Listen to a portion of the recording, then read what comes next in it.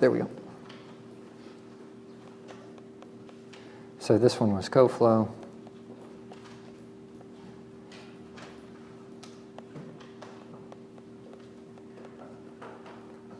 So the Coflow jacket, got to get those end caps on there.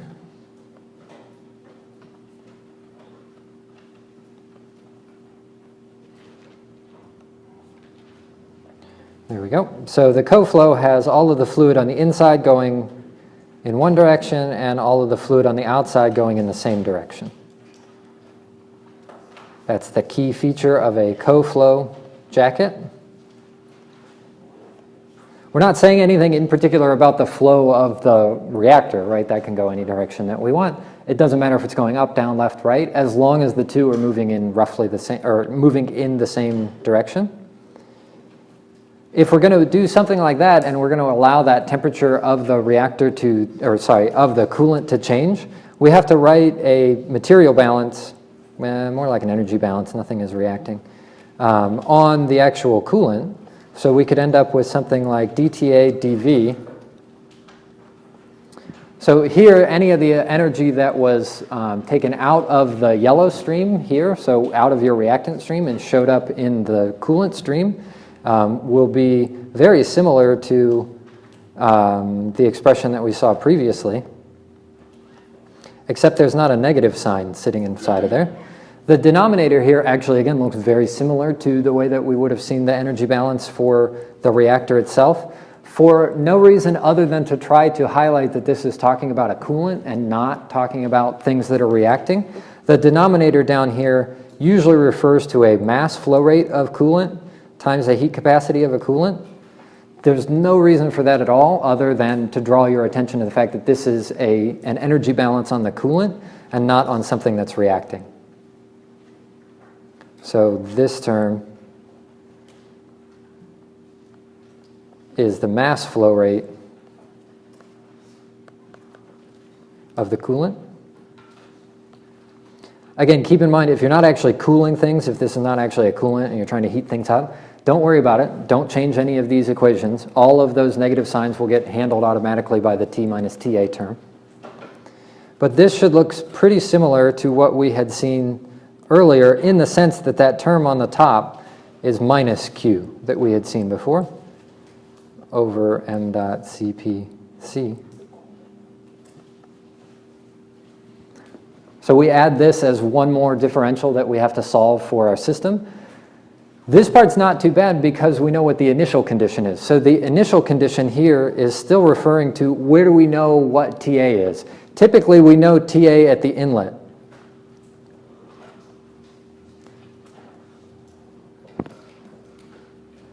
But the problem with that is we usually know it at the inlet of the coolant, not necessarily of the reactor. So if we switch these things around to the counterflow, as we'll see in a minute, we still generally only know TA as it's entering the reactor, or I should say entering the jacket of the reactor. So what we know is TA up here. That corresponds to the location of V is equal to 0. So when we go down here to write our initial condition, it's not too bad because we say that TA is equal to TA 0 at V, or sorry, at 0. Which looks disgustingly similar to all of our other initial conditions, our entrance conditions, right? We know all of our flow rates at V is equal to 0. We all know all of our temperatures, our pressures at T is equal to 0. And if we have a Coflow jacket, we also know the temperature of our jacket at V is equal to 0. And so this really does not impact our solution procedure very much. It means we have one additional differential equation to bring along with us. So the terms that we have already, if we are writing this in MATLAB, remember we have something like dy dv. We would presumably have a bunch of dfi dv terms in there. Maybe you would have a dt dv. If you also have to worry about the temperature of the jacket, then you just have another one here, dTA dv. Not that hard to handle that inside MATLAB.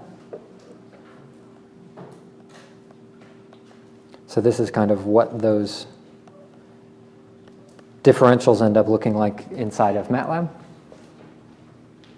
And we can handle it fairly well. The other one, sorry, yeah, go ahead. What's the VA? The VA? Where it says VA times T minus TA. VA times T minus TA. Oh, I'm sorry, that's a U. This one? Is that a mass? This is the overall heat transfer coefficient. Good question. Heat transfer coefficient. And that little a there isn't a subscript a, that's an a as in the surface area per unit volume. That would have come up, when did we do that? Thursday, I think we had mentioned what that was. Essentially, both of these have to be, I don't want to put an arrow there. These two terms, the U and the A, those are terms that have to be given to you. Especially the U has to be given to you. A, I might give you like a geometry and ask you to figure out what A is. So would the units of Q be delta T? It should, the units on Q will be weird. So the units on the left-hand side always have to end up being, for example, K per cubic meter, where K is whatever Kelvin you have to have.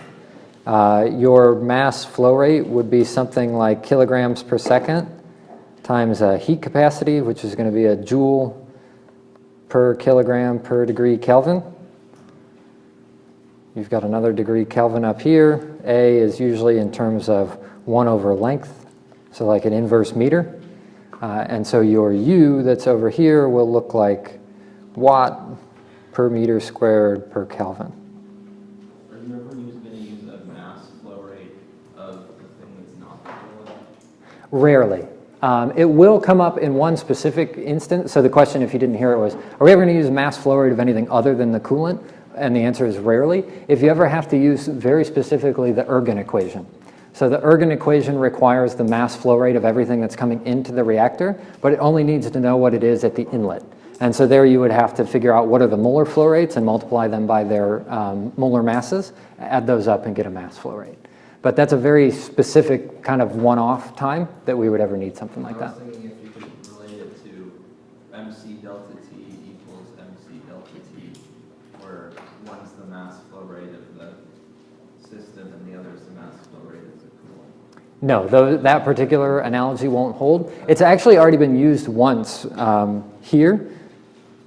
As soon as we write this is equal to minus Q, that said all the energy that was drawn out of the reacting flow has to show up in our coolant. So there is an energy balance there where all the energy has to be held into account, but we use UA delta T instead of MCP delta T. The reason for that is U is a little bit more flexible. It lets us handle things like convective versus conductive heat transfer, and that's why that shows up in there. So I don't know if I actually answered your questions about the units of UA, or I should say the units of Q, whatever all of those are put together. So watt per cubic meter would be the units of Q. So our other one, sorry, before I go on, any other questions on there? These are all good questions. It won't also be watts per cubic meter if you're dealing with a packed bed. It'll be something like watts per kilogram because that rho is going to be carried along through there. Any other questions on that one? Okay, let's look at a counterflow.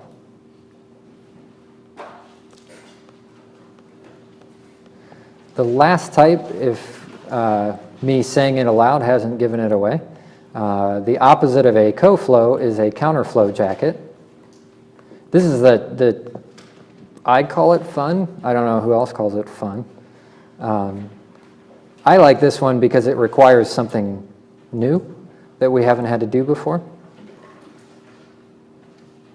which we will give an example of this through today and into tomorrow. We're just going to look at that same example from the pressure drop that we had been dealing with before, and we're going to look at it for all three types of jackets. So a counterflow jacket means that the two flows are moving in opposite directions. So if the flow of the reactant is going from left to right, the coolant will be going from right to left.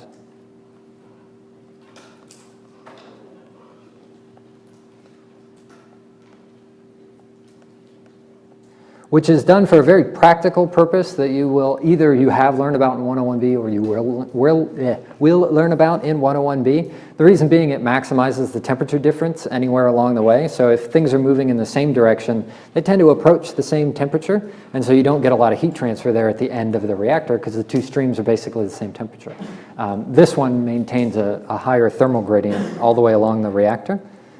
The problem with this is not so much the differential.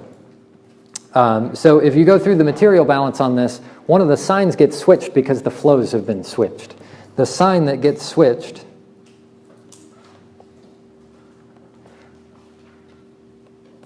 instead of dTA dV is equal to U times A. The old one was T minus TA. The new one is TA minus T. So we're not going to go over that derivation, but the only reason that that sign switch is there is because the fluid is now moving in the opposite direction. So if you think about that volume element that we used on the actual reactor, we do the same type of derivation for a volume element on the coolant, except the coolant is moving in the other direction now. And so we know one of its temperatures at V plus delta V, that becomes the inlet, and the outlet is actually at V. And so if you track that negative sign all the way through, you end up with a reversal of the denominator up there. But it is accompanied by one other interesting switch. This, by the way, happens to be equal to Q over MCP of coolant. Now that might not initially make a ton of sense because that looks like it's energy leaving everything, but it was from the energy balance that gave something away like that. The difference, like I said, though, is where do we know TA? We almost always know TA at the inlet of the coolant, regardless of where that coolant comes in our reactor. So we know TA over here. Right? Somebody's saying you have coolant water available at 25 degrees Celsius, right? Roughly room temperature water. It's a little bit above room temperature water. It's up to you to send it wherever you want in your reactor. Just because it comes in over at the end instead of the beginning of the reactor doesn't mean the person supplying your cold water suddenly knows what the temperature is going to be because it's on the other side. You just have whatever your coolant water is, and wherever you choose to put it is up to you. You have to do the math that follows it. The reason that this is tricky is because the V that we use is still initially defined as 0 at the entrance to the reactor. Right? V is equal to 0 is always defined as where the reacting flow is coming in, not where the coolant is coming in. And so now we know TA over here. I'll just draw it up here at the top, which again is at the end of the reactor. So essentially V is equal to V.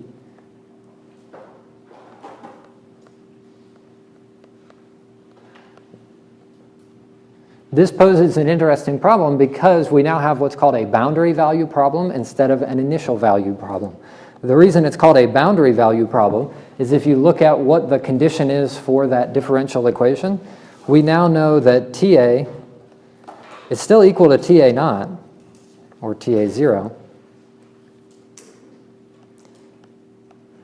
But now it's equal to that value at the end of the reactor, so at V, or in other words, at the end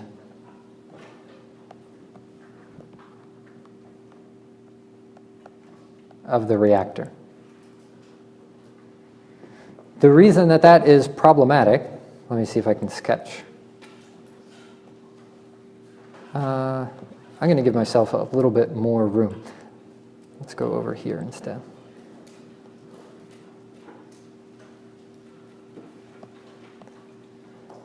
So if we plot as a function of volume, over here is 0, over here is V as in whatever the final volume is of your reactor. The majority of the time, if we want to plot our species, maybe our F sub A goes something like this. So here is our outlet, F sub A. If we wanted to plot our temperature, I'll plot that one in green. Maybe it's, I don't know, some bizarre looking exothermic reaction, something like this. So that's our temperature of our reactor. The key feature of both of these is that over here we knew what T0 was, and over here we knew what FA0 was. If we want to add the jacket on there for example Coflow, a Coflow reactor, jacket temperature, let's see, this thing was exothermic, so that means the coolant has to be heating up as well.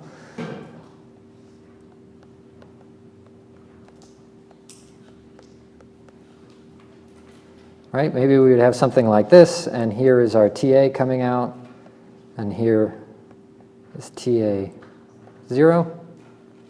That's all fine, because what the ODE45 solver will do, remember when I was up here being ODE me, is it's starting off at these points over here. It's saying, I know what it is here, I know what the initial temperature is over here, and I know what the initial flow is, molar flow rate. And it's taking little tiny steps in time, or in this case in volume, and slowly building up that answer in time. So the next step that it might take would be here, the next step would be here, and it would kind of go in this direction.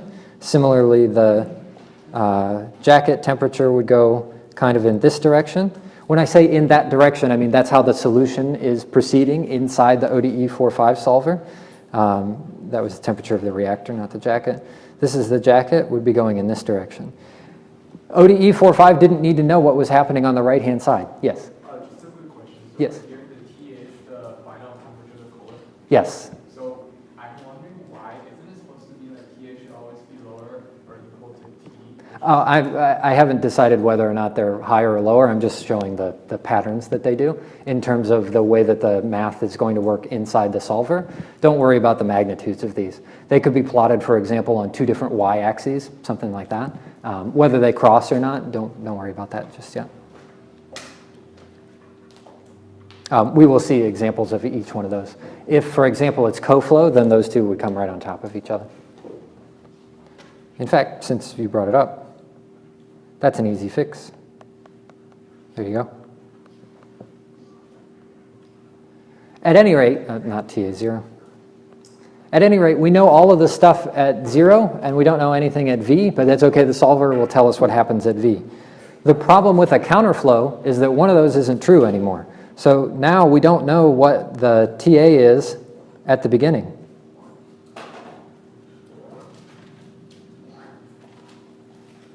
So if we have this thing as counterflow, what we know for whatever temperature that happens to be is TA0 is over here.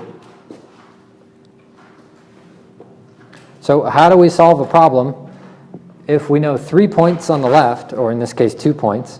So we know this point over here, and we know this point over here, but the TA0 is over here. It's on the other side of the plot. It says we know where it stops, right? By the time the integration method of ODE45 has finished, we know where TA0 has to be when it's all done, but we don't know where it started. And so the challenge we have is how do we tell ODE45 to solve something such that this TA0 is satisfied? That's kind of a tricky thing. There is a name for it, which is called a shooting algorithm. The reason it's called a shooting algorithm is because the aiming part of the shot is to guess a TA over here.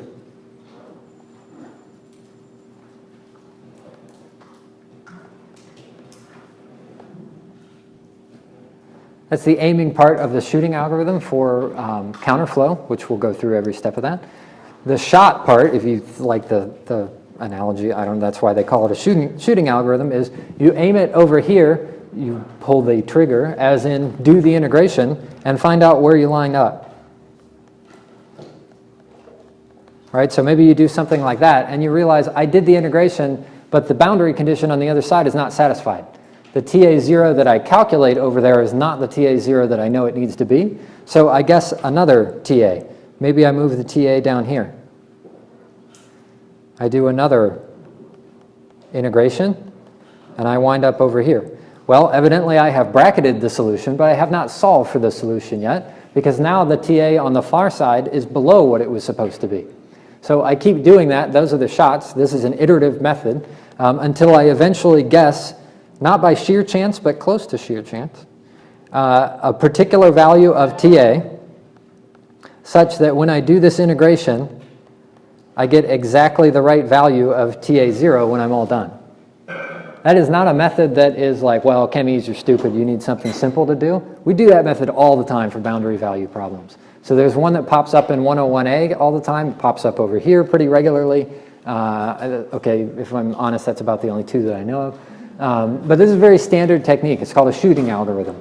And we're going to see that tomorrow for this particular case using that pressure drop example that we had seen last week. And you'll have to do that on one of your homeworks as well. Thank you all. I will see everybody Wednesday. Can I have the uncollected homeworks too? Oh, never mind. They're right here.